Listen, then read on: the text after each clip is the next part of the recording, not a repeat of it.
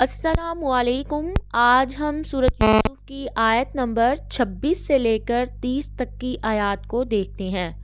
اعوذ باللہ من الشیطان الرجیم، بسم اللہ الرحمن الرحیم۔ قالا کہا، ہیا اسی نے، راودتنی پھسلانا چاہا مجھے، ان نفسی میرے نفس سے، وشاہدہ اور گواہی دی، شاہدن ایک گواہ نے، من اہلیہا اس عورت کے گھر والوں میں سے، ان اگر کان ہے، قمیصہ اس کی قمیص، قدہ پھاڑی گئی، من قبولی سامنے سے، فصدقت تو وہ سچی ہے، وہو اور وہ، من الکاذبین جھوٹوں میں سے ہے، وَإِنْ اور اگر کان ہے، قمیصہ اس کی قمیص، قدہ پھاڑی گئی، من دبر پیچھے سے،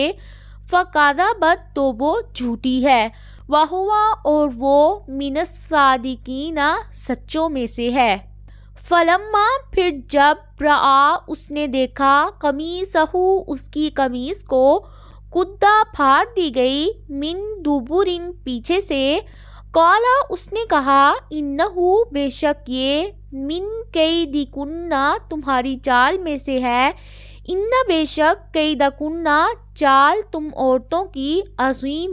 بہت بڑی ہے۔ یوسف علیہ السلام نے اس کی تکذیب کرتے ہوئے کہا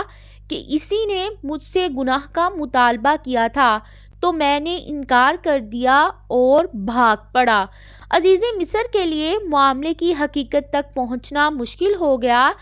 تو یوسف کی برات کے لیے اللہ تعالیٰ نے اس عورت کے رشتہ دار بچے کو جو ابھی گود میں تھا، اس نے کہا کہ اگر یوسف کی قمیص آگے سے پھٹی ہے تو عورت سچی ہے اور وہ جھوٹا ہے، اور اگر اس کی قمیص پیچھے سے پھٹی ہے تو عورت جھوٹی ہے اور یوسف سچا ہے۔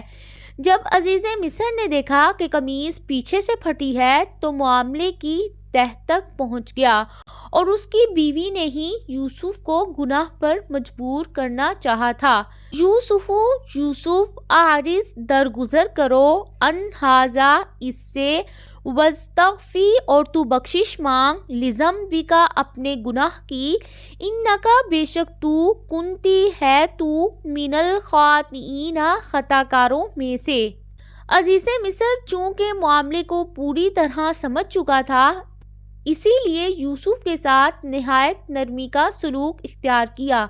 اور کہا کہ اے یوسف، تمہارے ساتھ جو زیادتی ہوئی ہے اسے نظر انداز کرو اور اس حادثے پر پردہ ڈال دو اور کسی سے بھی بیان نہ کرو۔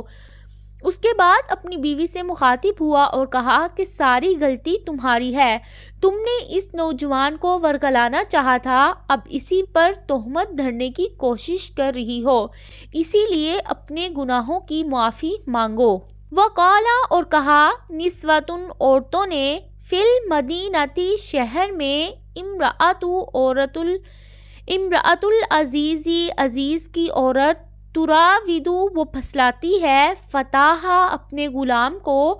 ان نفسہ اس کے نفس سے، قد تحقیق، شغفہا وہ اس کے دل میں داخل ہو گیا ہے، حباً محبت کی روح سے، انا بے شک ہم، لنراہا البتہ ہم دیکھتے ہیں اسے،